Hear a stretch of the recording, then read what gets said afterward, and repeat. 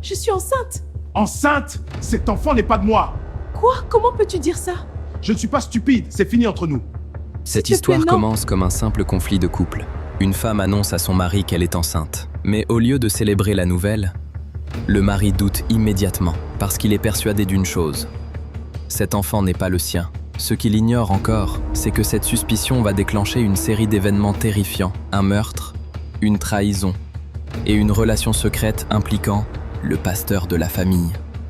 Voici l'histoire glaçante de Senobong Isong.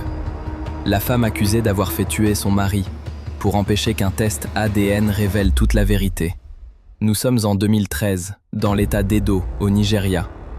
Victor Gabriel Isong est un ingénieur respecté, directeur général au sein d'une compagnie pétrolière nationale. Il est marié depuis près de 18 ans à Senobong Isong.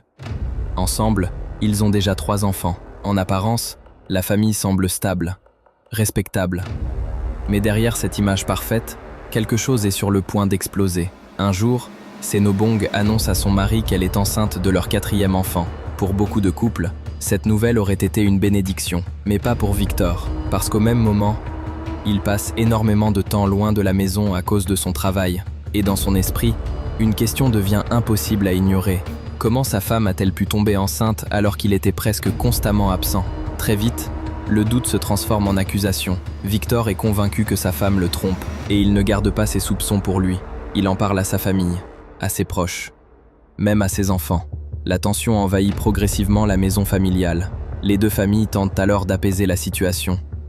Elles essaient de convaincre Victor d'attendre, de ne pas détruire son mariage sur de simples soupçons. Mais Victor refuse de céder. Pour lui, il n'y a qu'une seule solution, un test ADN. La décision est finalement prise. Après la naissance du bébé, un test sera réalisé pour connaître la vérité. À ce moment-là, tout le monde pense avoir trouvé une solution raisonnable. Mais sans le savoir, cette décision vient de déclencher quelque chose de beaucoup plus dangereux. Parce que selon l'enquête, Senobong aurait paniqué. Et dans sa tête, une seule idée commence à prendre de la place. Empêcher ce test ADN d'avoir lieu. À n'importe quel prix. Quelques jours plus tard, le 29 novembre 2013, une découverte horrible est faite sur Sapele Road, à Benin City. Un véhicule en feu. À l'intérieur, un corps complètement brûlé. Les policiers arrivent rapidement sur place. Et malgré l'état du corps, ils réussissent à identifier la victime. Il s'agit de Victor Gabriel Isong. Mais très vite, les enquêteurs remarquent quelque chose d'étrange. Victor n'est pas mort dans l'incendie. Il avait d'abord été violemment frappé à la tête. Le feu semble avoir été allumé après sa mort. Autrement dit, quelqu'un a essayé d'effacer les preuves. Et immédiatement, les soupçons se tournent vers son entourage proche. La police interroge alors Senobong. Et rapidement, plusieurs détails intriguent les enquêteurs. D'abord, ils découvrent qu'elle avait signalé son mari disparu, seulement un jour avant la découverte du corps. Ensuite, ils apprennent qu'elle s'était rendue au bureau de son mari pour annoncer sa disparition. Mais ce n'est pas tout. Les policiers découvrent aussi qu'elle avait retiré environ 4 millions de naira du compte bancaire de son mari. Regardez ce relevé. Le suspect a retiré 4 millions de naira, le 15 octobre. Et voici le bordereau de retrait. Signé par lui, c'est une fraude, je suis d'accord, il faut l'interroger. Puis une autre découverte change complètement l'enquête.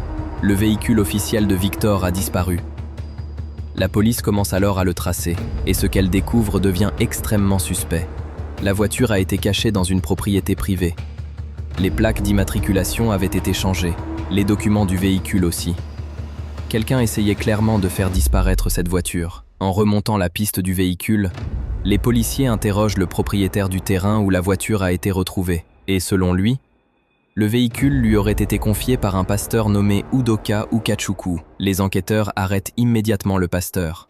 Au départ, il prétend que la voiture lui a simplement été donnée par une fidèle de son église. Mais quand la police demande l'identité de cette femme, le choc est total. La fidèle en question est Senobong Isong, la femme de la victime.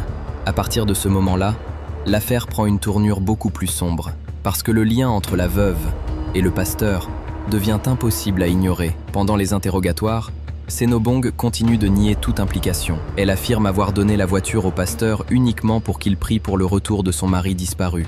Elle prétend qu'elle ignorait complètement que les plaques avaient été changées. Et quand les policiers lui demandent si elle entretenait une relation avec le pasteur, elle répond immédiatement « Dieu m'en préserve ». Mais les enquêteurs remarquent autre chose. Le pasteur avait accès aux finances du couple, aux cartes bancaires, à leur vie privée. Il était extrêmement proche de la famille, trop proche. Puis un détail attire encore plus l'attention des policiers. Le pasteur porte des blessures aux mains. Il affirme s'être brûlé avec de l'eau chaude. Mais les enquêteurs ne le croient pas, et après plusieurs heures d'interrogatoire, le pasteur finit par craquer. Udoka avoue finalement son implication dans le meurtre. Selon sa confession, après l'annonce du futur test ADN, Senobong aurait paniqué, parce qu'elle savait que l'enfant n'était pas celui de son mari, et pire encore, le véritable père serait le pasteur lui-même. Les enquêteurs découvrent alors un plan soigneusement préparé. Le jour du meurtre, le pasteur attend Victor au bord de la route. Quand Victor passe avec sa voiture, Udoka lui demande un trajet. Victor accepte. Mais pendant le trajet, le pasteur l'attaque brutalement avec un objet métallique. Puis, selon les aveux, il asperge le véhicule de carburant avant d'y mettre le feu. Le corps de Victor brûle à l'intérieur de sa propre voiture.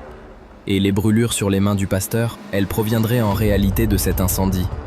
Après les arrestations, l'affaire choque tout le Nigeria. Senobong accouche de son 4e enfant pendant sa détention. Et, comme prévu, le test ADN est finalement réalisé. Les résultats tombent. Et ils confirment l'impensable. Le père biologique de l'enfant est bien le pasteur Udoka. Cette révélation détruit définitivement l'image du couple parfait et confirme l'existence d'une relation secrète entre la femme et le guide spirituel de la famille. En 2019, Senobong et le pasteur sont condamnés à mort. 2 autres complices reçoivent des peines plus légères, mais l'histoire ne s'arrête pas là. Senobong fait appel, puis encore appel, jusqu'à atteindre la Cour suprême du Nigeria. Et contre toute attente, en 2022, elle est finalement acquittée et libérée. La justice estime que la confession du pasteur ne suffisait pas à prouver sa culpabilité directe. Aujourd'hui encore, cette décision continue de diviser l'opinion publique. Mais un autre élément rend cette affaire encore plus troublante. Le pasteur Udoka aurait réussi à s'échapper de prison pendant les manifestations End-SARS en 2020. Et au moment où cette vidéo est réalisée, il serait toujours en fuite. Cette affaire reste l'un des crimes conjugaux les plus choquants du Nigeria, parce qu'elle mélange tout. La trahison, la religion, le mensonge et le meurtre. Mais au fond, une question continue de hanter beaucoup de personnes. Si Victor n'avait jamais demandé ce test ADN, serait-il encore vivant aujourd'hui? Merci d'avoir suivi cette affaire jusqu'au bout. Si vous aimez les histoires vraies, les enquêtes criminelles et les mini-documentaires sombres, abonnez-vous à la chaîne Chronique de l'Ombre et activez la cloche pour ne manquer aucune prochaine affaire.